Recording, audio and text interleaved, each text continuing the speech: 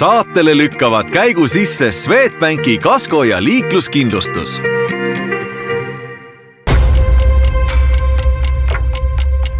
Mobile autokeskus. Järelturu boss. Autoportaalis saad lisada müügikuulutuse tasuta. Autoportaal.ee. Osta, müü, rendi. Ideaalautos on autovahetus kiire ja lihtne. Meie müügisalongis ootab sind lai valik garantiilisi vähekasutatud autosid. Rootsist tellitud auto kätte vaid 7 päevaga.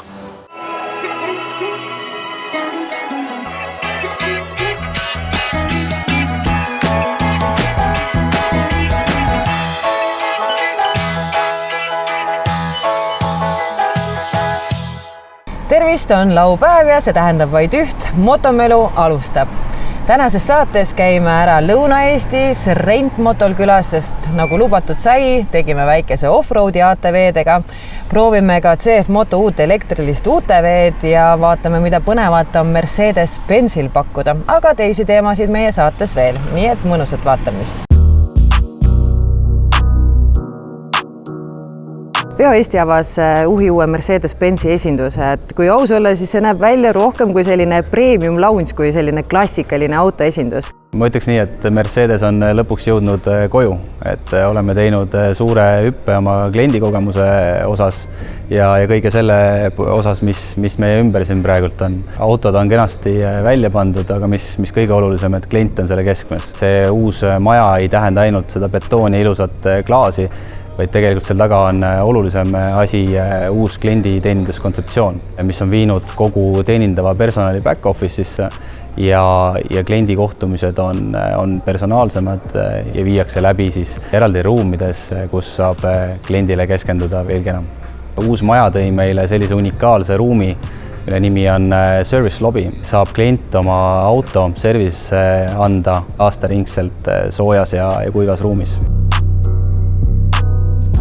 Mercedese tootevalik on niivõrd lai, et paraku isegi sellesse uude salongi kõik mudelid ära ei mahu. Ja lisaks on tulemas meil lähima 2 aasta jooksul 40 uut mudelit ja mudeli uuendust. Kõik see sai alguse eelmise aasta teises poolaastas, kus lansseeriti CLA, mis muu hulgas sai ka siis Euroopa aasta auto tiitli.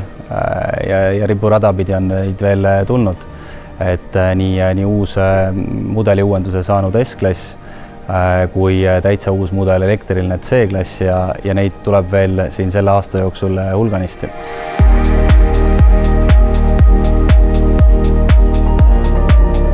Mercedes-Benz tõi Eesti teedele 2 uut linnamaasturit, GLB ja GLC. Mõlemad on elektrilised, mõlemad on Mercedesed, aga täiesti erineva iseloomuga. Ja kui rääkida, kellele need autod siis mõeldud on, ma arvan, välja võib tuua GLB puhul seda, et tegemist on pigem rohkem pereautoga, sest see auto mahutab kuni 7 inimest, mis on elektrilise linnamaasturi puhul pigem haruldus. GLC on aga selline pigem juba sportlikum ja natukene siin sees olemine tekitab sellist kosmoselaeva vaibi. Kui elektriautode puhul alati küsitakse esimese asjana läbisõidu ulatus, siis Mercedes-Benz on selle nii-öelda elektriautode ärevuse maha võtnud, sest GLB suudab ühe laadimisega läbida kuni umbes 630 kilomeetrit ja GLC juba kuni 715 kilomeetrit. Ehk siis Tallinn-Tartu otse veel pealegi saab sõita, nii et ei ole mitte mingisugust stressi sellega, et kus laadida, millal laadida. Sõiduomaduste poolest on loomulikult Mercedes-Benzile omane vaikus, mugavus, luksuslikkus. Mis mulle GLC puhul väga meeldib, on hästi mugav manööverdamine ja seda tänu sellele, et tema kõik 4 ratast pööravad ja see teeb selle manööverdamise ülilihtsaks. Ja kui sa ise ei soovi parkimisega mässata, siis sul piisab kõigest nupuvajutusest ja see auto pargib ennast sinu eest. Ruumi on mõlemas autos piisavalt palju ja nagu elektriautole omaselt on ees kapoti all nii-öelda see frank, väikene ruum, kus sa saad hoida ka asju või näiteks elektrikaableid. Ja mis on oluline nende mõlema auto puhul, nad mõlemad jaksavad vedada haagist. GLB kuni 2 tonni ja GLC kuni 2,4 tonnist haagist. kui nende autode salongi piiluda, siis esimese asjana jäävad silma need tohutult suured ekraanid.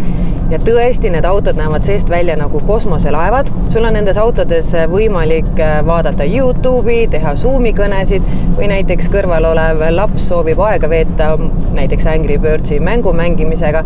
Ja loomulikult kõik ohutus on tagatud, sest kui juht vaatab samal ajal seda sama mängu või näiteks YouTube'i, siis ekraan läheb automaatselt kinni, et ei ole nii, et sõidad ja vaatad telekat. Ohutus enne kõike. Huvitav on ka see, et see auto õpib sind tundma. Ehk siis, kui sa hommikul näiteks paned alati istmesoojenduse sisse, kuulad oma kindlat lemmik raadiojaama, siis ta jätab sulle kõik selle info meelde ja järgmine kord ta juba pakub ise, et kas sa soovid, ma panen sulle istmesoojenduse sisse või selle sama su lemmik raadiojaama. Väga nutikas. Kokkuvõttes võib öelda, et Mercedes-Benz ei tee lihtsalt elektriautot. Mõte on selles, et sa ei pea mitte milleski loobuma. Olgu selleks siis ruumikus, praktilisus, luksus ja mugavus. Soovitan teil endil tulla Veho esindustesse proovisõidule, olgu selleks siis GLB või GLC, vastavalt teie vajadustele ja soovidele. Jah, et proovisõidule saab registreerida nii veebis, kui mõistagi kõik kliendid on teretulnud meie uude esindusse Läike teel. Ja leiame kõige parema ja sobivama Mercedese.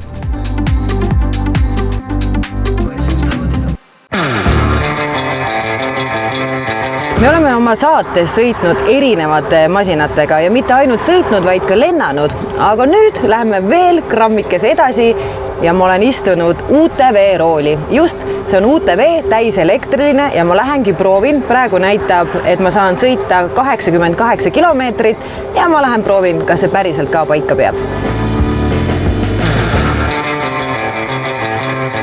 Ilmselt ma valetaksin teile, kui ma ütleksin, et mulle ei meeldi sellega sõita. Mul sellest stardi hetkest siiamaani suunurgad mitte kuidagi allapoole ei lähe. Ma olen nii vaimustunud ja loomulikult siin Ladina-Eestis ehk Lõuna-Eestis on 25 kraadi sooja praegu ja selle elektrilise UTV-ga on lausa lust sõita. Mis mulle veel meeldib, on see, et kui sa lihtsalt ei taha tuule vilinat kuulata, siis kuulad mussi.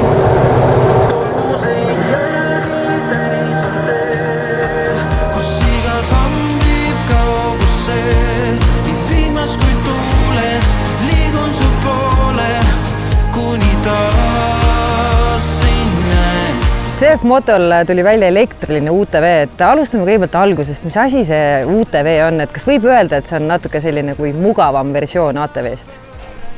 Ma arvan, et mitte, et see on maastikukõlblik väike veok, mis on mõeldud materjalide transpordi inimese vedamiseks kohtadesse, kuhu tavasõiduautoga või sõidukiga väga hästi ei pääse. ATV-st eraldab teda siis kabiin ja eraldab seda, et ATV-d juhitakse juhtrauaga, UTV-d siis rooliga, sa oled istuvas asendis, turvaööga varustatud ja nii edasi.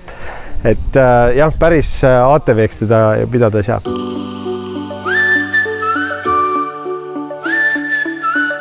Elektrilise UTV puhul on mega mugav see, et sa ei pea muretsema sellepärast, kas sul garaažis on kanku täis bensiini. Kui ongi UTV tühjaks saanud, paned kenasti saba taha ja natukese aja pärast on sul jälle masin sõiduvalmis. Pluss see, et ta on tõesti äärmiselt vaikne, ta ei vibreeri. Kui me tavaliselt proovisõidus näitame teile erinevaid funktsioone, mida näiteks autod pakuvad, siis ma võin öelda, et ka siin UTV-s on väga palju avastamist. Näiteks loomulikult ei puudu siit CarPlay, sa saad oma telefoni ühendada, sul on erinevad sõidurežiimid, isegi esiklaasi soojendi. Põhimõtteliselt tegemist on nagu väga mõnusa elektriautoga, mis on ka teiselt küljest väga praktiline tööloov.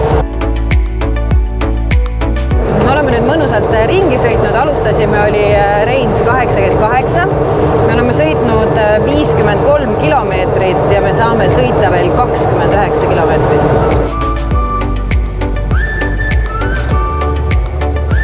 Miks elektri UTV ja miks tasub elektri UTV peale mõelda, on kindlasti see, et esiteks see on vaikne. ta ei tee mingisugust lärmi isegi, kui sa kiirendad või vead midagi rasket. Ehk siis ta on sellele naabruskonnale väga sõbralik. Kas ta on siis kuskil haiglate läheduses või koolide läheduses, lasteaedade juures 6 tunniga tavalisest 220 ja 4,5 tunniga siis sellest kodusest autolaadjast ja nii kähku ta täis saab. Lund lükata jaksab, käru vedada jaksab, koormat vedada jaksab, manuaalselt kallutav kast on taga. Lisana on võimalik siis nagu sellel pillil on paigaldatud elektrisoojendus ja käsiklaas ja on võimalik panna ka siis küll fossiilkütusel kabiinisoojendust sinna sisse, mis ei ole liiga suur kulu juurde panna, kui kellelgi peaks seda vaja olema. Meie saime sellega proovida, aga me oleme põhjusega siin Maanteemuuseumis. Ja, 3. aastat järjest CF Moto korraldab Eestis CF Moto päeva. CF Moto päev on kogu pere päev, see on tasuta ja selle päeva raames saab siis proovida erinevaid mootorrattaid, proovida erinevaid ATV-sid, UTV-sid, kaasa arvatud ka seda elektri UTV-d, lastele batuudialad. Meil on 2 vägevat kontsertit ja mis teeb sellekordse CF Moto päeva vägevaks on see, et see asub Põlvamaal Maanteemuuseumis ja siin on ka palju muud lisaks CF Motodele vaadata, nii et 30. mai 2026 aasta kogu pere päev, tulge külastama ja ma arvan, et saate vägeva elamuse. Meie teekond on vaikselt lõpule jõudnud, meil on jäänud akut 7% ja ta näitab veel, et 10 kilomeetrit saab sõita ja nagu ma enne ütlesin siis ja arvasin, et umbes 80 kilomeetrit selle ühe laadimisega sõita saab ja ma ei kasutanud ekorežiimi, vaid täiesti tavalist režiimi. Sõitsime nii, nagu soovisime, mööda künklikke teid, mööda off-road rada, nii et 80+ kilomeetrit saab sellega väga eduliselt sõita. Ehk kes otsib oma majapidamisse ühte korralikku töölooma, töömasinat, siis just see CF Moto elektriline UTV on väga mõnus, vaikne, mugav ja saab väga edukalt oma tööasjad tehtud. Ja niisama nautida ka, ärge seda unustage.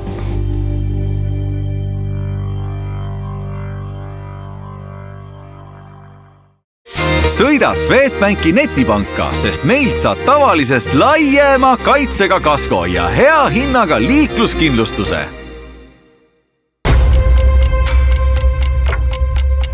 Mobile autokeskus. Järelturu boss. Autoportaalis saad lisada müügikuulutuse tasuta. Autoportaal.ee. Osta, müü, rendi. Ideaalautos on autovahetus kiire ja lihtne. Meie müügisalongis ootab sind lai valik garantiilisi vähekasutatud autosid. Rootsist tellitud auto kätte vaid 7 päevaga.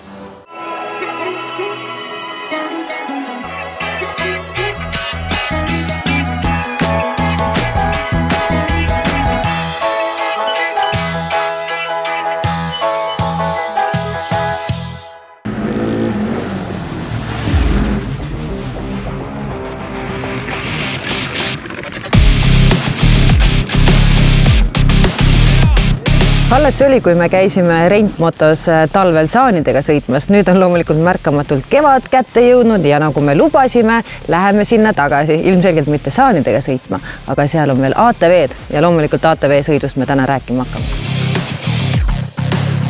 Kui esimesed päiksed juba pilve tagant paistavad, siis lähevad masinad tööle ja lähme rajale ikka. Kuidas see protsess välja nägema hakkab? Saanidega oli lihtne, meile tehti instruktaaž, saime sõitma minna, kas ATV-dega on sama lihtne? Põhimõtteliselt täpselt sama, et kiiver pähe, muidugi näitan masinat ka ja siiamaani on kõik sõidetud saanud, et noored, vanad, kuked, kanad, kõik. Kui pikk see rada on? Sõltuvalt, kui kaua sõita tahad, et saame sõita tund aega ja saame sõita ka 4 tundi, et kokku on meil radu kuskil metsa vahel, radu on kuskil 30-40 kilomeetrit ikka. 3 erinevat rada, erineva raskusastmega ja siis ongi, et see võib-olla kõige viimasem raskusaste ongi siis mudases möllamine ja vintsimine, et seal on ikka niimoodi, et võid põlvini mudas olla. Kui mitu inimest siis korraga sõita saab? Tead, me võtame rajale kuni 10 korraga. See on siuke optimaalne suurus, et oleks okei tempo ja samal ajal oleks ka turvaline. Kas see riietuse osas mängib ka rolli, et peab mul varustus olema? Põhimõtteliselt võid täitsa dressidest tulla, et mina alati soovitan pikad riided, siuksed võib-olla üle hüppeliigese jalanõud, siuksed tugevamad, aga muidu siuke vastavalt ilmastikule.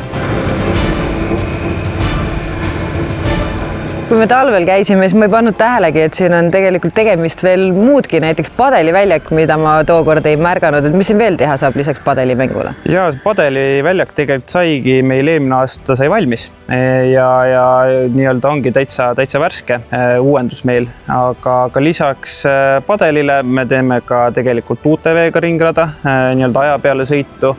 Jetiga sõidame tiigi peal ja tavaliselt, kui on siuke suurem seltskond, et 10+ inimest, et siis me oleme kutsunud kohale ka nii-öelda vibukoolitaja, et õpetab vibu laskma, erinevad siuksed huvitavad mängud.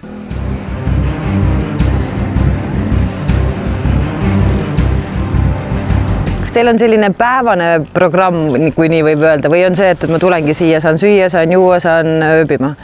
See kõik on kokkuleppe küsimus, et kes meiega ühendust võtab, et eks me nii-öelda kaardistame need vajadused ära ja soovid ja vastavalt sellele siis käitume, et oleme täiesti siuke mingis mõttes nagu rätseplahendus, et kuulame ära soovid ja siis vastavalt sellele oskame nii-öelda välja ka käia erinevaid ideid ja tegevusi.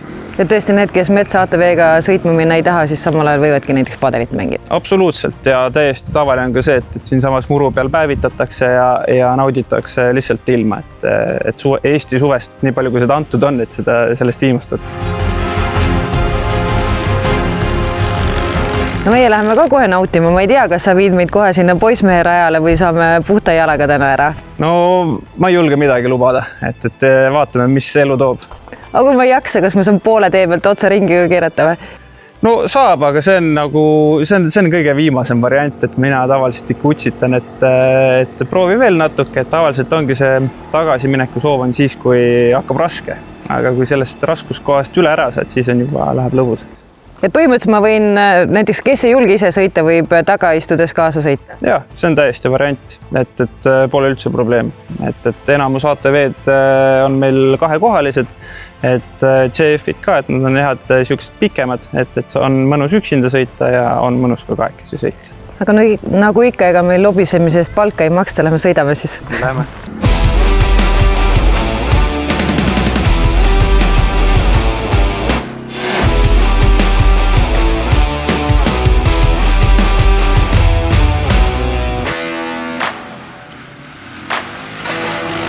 Kui sa oled kaelani mudas, ei maksa pead norgu lasta, tuleb võtta vints ja voila. Siin me oleme.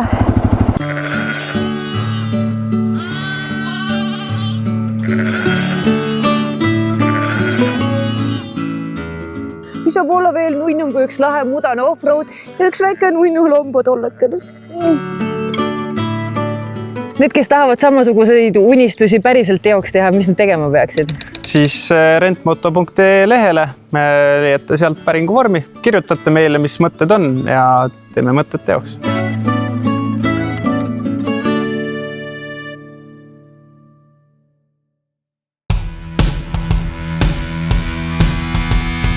Viimane kord, kui Ideal autos käisime, siis tuli juttu kasutatud autodest, et need hakkavad otsa saama. Läheme uurime, kas see on ainult linnalegend või on seal tõsi taga. Ausa vastus on see, et kui vaadata kas või kulutusi, palju meil täna üleval on, siis nad hakkavad jah otsa saama. Ja seda aga räägivad teised turuosalised. Et lihtsalt kuna pole uusi autosid aastaid müüdud nii palju peale, siis kasutautautod hakkavad vaikselt otsa saama.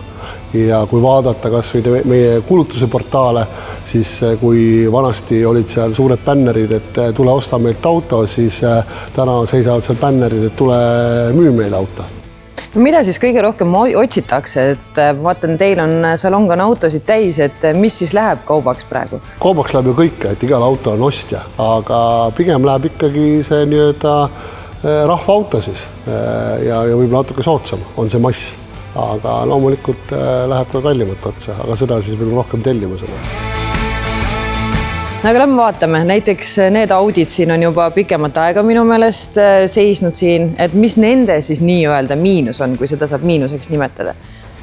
No miinus tegelikult ei olegi, et need on ju uueväärsed autod, hübriidid, nelikvedu, mis täna tegelikult kaubaks hästi läheb, aga nende uutemate ja kallimate autode probleem on see, et ega neid ongi raske saali tuua, et tihtipeale võib-olla inimesel on mingi kindel soov auto suhtes, teatud lisavarustus peal pole ja siis ta jääb ostmata ja lisaks kindlasti mõjutab olukorda see, et nendel uutematele kallimatele autodel on tihtipeale esindustes väga head hinnad ja pakkumised peal ja siis see vähe kasutatud auto, seda räägib ka esinduste kasutatud autode müüjad, et siis nad võib-olla jäävad mingiks ajaks seisma lihtsalt. Kui nüüd kütusehinnad siin trikke tegid ja väga kõrgele läksid, et kas see kuidagi peegeldus ka kasutatud autode poole, et hakati siis näiteks hübriidi ja elektrit rohkem vaatama? No mis juhtus, seda ma kuulsin ka jälle mitmelt automüüjalt ja ka meie majas juhtus see, et kui see hind nüüd tõesti korraks läks hästi kõrgele, siis elektriauto läks ikkagi väga hinda.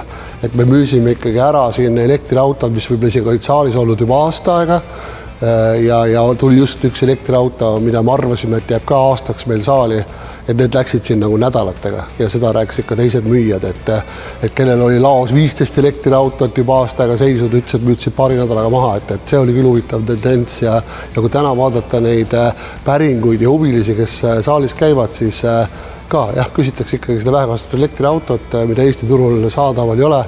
Ja kui hakata Euroopast otsima ja kui üldse rääkida Euroopa autode hindadest, siis ka Euroopas on autosid vähem ja hinnad on hakanud tõusma. Et väga keeruline on leida täna Euroopast sellise hinnatasemega autot, millega võib-olla siin klient on harjunud ja mis omakorda tähendab seda, et tegelikult peaks ka Eestis siis hinnad vaikselt tõusma hakkama.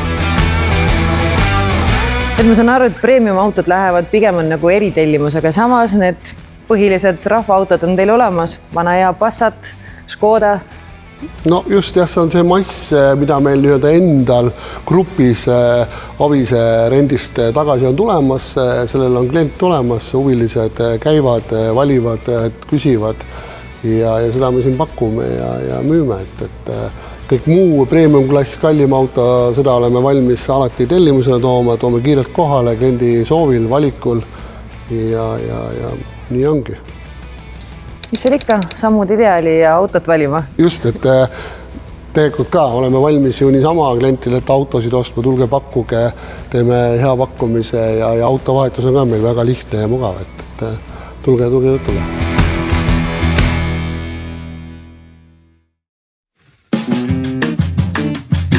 Kas kasutatud auto ostmine saab käia kiiresti ja lihtsalt? Kohe teeme Autobase kogu auto ostuprotsessi koos teiega läbi. Kuidas see protsess välja nägema hakkab? Kas mul alustuseks üldse telefonist piisab või ma pean arvuti taha minema? Ja, kui telefonis on internetiühendus olemas, siis loomulikult mine alustuseks autopay.ee ja hakkame sealt pihta. Nii, sa näed nüüd kohe kalkulaatorit, saad nüüd arvutada seal endale sobiva kuumakse. Vali rahulikult välja siis endale sobiv hind, eks ole, hinda sa suurusjärgust tõenäoliselt tead, aga nüüd vali siis periood ja näed täpselt, mis see lõplik kuumakse tuleb. Nüüd, kui sa siit lähed edasi, siis kiiresti ennast identifitseerides jõuad sa juba taotluse vormide täitmisesse. Nüüd mul on kõik väljad täidetud, ma ei tea, mõni minut läks aega ja nüüd ma vajutan esita taotlus. Ja nüüd ongi tegelikult, kui sa ootad nüüd 20-30 sekundit ära, kuni automaatselt siis andmebaasidesse asi nii-öelda taustatöö ära teeb, siis sa saad juba pakkumise endale siia samasse telefoni, samamoodi meili peale. Nii, kui auto on nüüd sobis ja pakkumine on sul on ju siin meili peal olemas, siis tegelikult polegi muud, kui lähed sealt edasi, kinnitad nüüd selle pakkumise ära, vajutad järjest edasi, sisestad enda kontonumbri, kindlasti, et oleks õige kontonumber ja vajutad allkirjasta. Ja nüüd ei olegi muud, kui tegelikult sa ootad siin pool tundi kuni tunnike, jood ühe kohvi, raha tuleb sinu arvele ja saad autoga minema sõita. Head teed, nii lihtne ongi. Nii lihtsalt ja mugavalt kogu autoostuprotsess Autobase käiski.